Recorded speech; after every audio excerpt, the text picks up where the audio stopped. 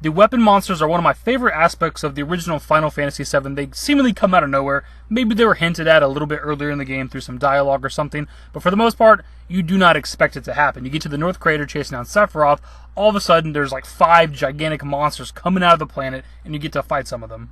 Getting to fight the weapon monsters in the remake is something I'm absolutely looking forward to, and I'm very curious how Square Enix is going to handle those boss fights. The original Final Fantasy VII is a fantastic game in a lot of ways, but it is riddled with errors and leaps in logic. Yes, I know it's a video game, I know it's a fantasy video game, but hear me out. Even arguably the most iconic scene from the entire game, Aerith's death, is riddled with all kinds of errors, character positioning, her ribbon, Sephiroth wearing gloves, not wearing gloves, but even more than just these basic editing errors. You have this scene where Cloud walks Aerith's body to the middle of the lake, lets her go, and she seemingly floats to the bottom of the damn ocean or something, I don't know, but Cloud is able to walk out there just fine. It's one of those things that once you notice it, it really brings you out of the moment.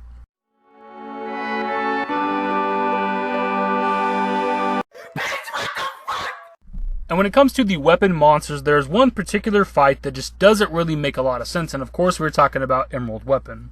For those that don't know, Emerald Weapon can be found under the ocean with the submarine. You initiate the battle by running into him, which is already a big leap in logic, because why would you intentionally run into a giant monster that the planet created to protect it from danger? Also, wouldn't smashing into this giant monster damage or destroy the submarine? But putting that stuff aside, once you run into Emerald Weapon, he's a very respectful guy. He lets your team crawl out of the submarine, sink to the bottom of the ocean so that they can have an actual fight. The submarine somehow does not fill up with water, and itself sink to the bottom. Once you get into the fight, there's a 20-minute timer, which is presumably a breath meter of sorts, because once the timer goes up, it's an instant game over, and if you get the underwater materia, there's no timer anymore. So I think given the timer and the fact that you need underwater materia to get rid of it, that's safe to say this is a breath meter of sorts, so no matter who's on your team, out of the 3, they all have the ability to hold their breath for 20 minutes.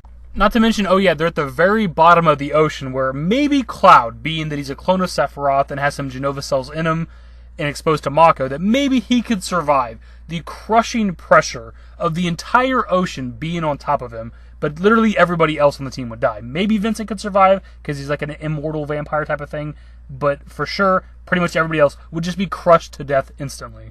And again, they're under the ocean, they're underwater, so they couldn't really fight the same way. Maybe Cloud could still swing his sword at a kind of normal rate, given that he has enhanced strength, but Barrett's bullets wouldn't fly out the same, neither would Vincent's. And I doubt pretty much any of the other members of the team could even swing or throw their weapons hard enough to do any real damage. You also have the fact that the underwater materia somehow affects the entire team, which doesn't really make a lot of sense. If you look at the entire list of materia in Final Fantasy VII, it pretty much all works on whoever has it equipped, right? Like, you don't put a fire materia on Cloud and all of a sudden Barrett has fire. You don't put an enemy skill materia on Barrett and all of a sudden Tifa has the enemy skills. You could maybe argue that some of the purple materia or independent materia does affect the entire team, which that already doesn't make sense itself because it's literally called independent materia. But something like preemptive gives the team a higher rate of attacking enemies from the back, so I guess technically that affects the entire team. But it still doesn't make sense why I place the underwater materia into one of the slots of my weapon or my accessory and all of a sudden everybody around me can breathe. Why do I need an all materia just to heal everybody, or an all materia just to attack all my enemies with magic, but for whatever reason underwater materia affects everybody around me? Look, I realize I'm looking into this way too damn much. I'm sure some people are going to be upset that I'm critiquing the game at all, but like, let's be real here. This fight literally makes no sense. It's something that's always kind of bothered me, but I never broke it down to this degree. Even as a kid, I'm talking like 7 or 8 years old playing this game when it came out. I always thought it was kind of weird that we're just like standing at the bottom of the ocean fighting this giant monster that just doesn't make any logical sense. If we're able to beat the bottom of the ocean just fine, why do we have the submarine at all? We could just walk to every location. Why do we need the tiny Bronco to be in the shallow parts of the ocean? Why do I need the little buggy car to cross shallow rivers if I can stand at the bottom of the goddamn ocean? Again, it wasn't really something that I thought about to that degree until I got a comment on one of my recent videos where we talk about 7 more enemies that might not make it into the game. Now, he commented on the video because he doesn't believe that they're going to put the weapon enemies into the game, which of course I disagree with. I doubt they're going to cut these iconic super bosses from the original game. But it was his second comment about Ruby Weapon and Emerald Weapon that actually stuck with me and gave me the video idea. Now, when it comes to Ruby Weapon, I don't think it's that big of a deal. You fight plenty of enemies in the desert area. When you're in Coral Prison, whenever you leave the area, you fight enemies all the time. So it's not a big deal to fight him in the desert. But it was the Deep Sea comment that for whatever reason stuck with me, so shout out to that guy for even giving me the video idea at all. And look, I'll say one more time, it's a video game. I'm aware, I'm looking way too much into it, but that's the point of the video. We're supposed to look way too much into it. And when it comes to the remake, we know they want to change stuff up, modernize it, and make it for this current generation. And this is just one of those fights, one of those moments in the game that really stands out and just kind of throws all logic out the window.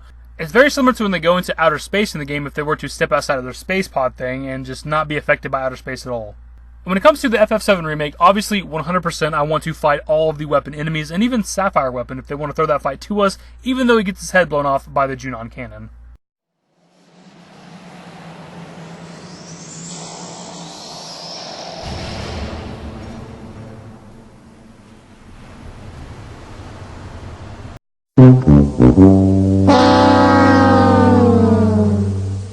But when it comes to the Emerald Weapon fight, something needs to be changed. Logically, it just does not make any damn sense. Maybe he comes up to the surface of the ocean, the characters stand on the submarine and fight him, or maybe somewhere on land, which I know people aren't going to like, but something has to be changed about it.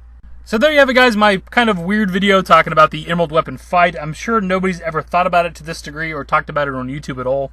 How do you think they're going to handle the weapon enemies in Final Fantasy VII Remake? I'm hoping it's something to the degree of Final Fantasy 15. I know that game kind of scares people. You don't want to compare this game to that game, but some of the giant enemies that you fight in that game are actually cool looking. They're crazy ass fights, and I expect something like that probably.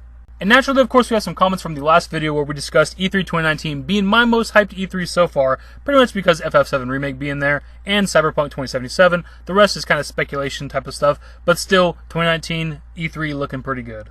Even right here at the end of the video, where we're almost done, I have zero idea what I'm even going to title this video. I wrote down some notes, some things I wanted to discuss. The premise kind of changed as I started recording, so whatever, I have no idea, but hopefully you guys enjoyed the video. And if you did, give it a thumbs up, subscribe to the channel if you guys are new, and want to stay up to date with more Final Fantasy VII Remake content. Turn on my notifications, follow me on Twitter at @the-david, and my Discord. Links to my social networks are in the description and in the outro.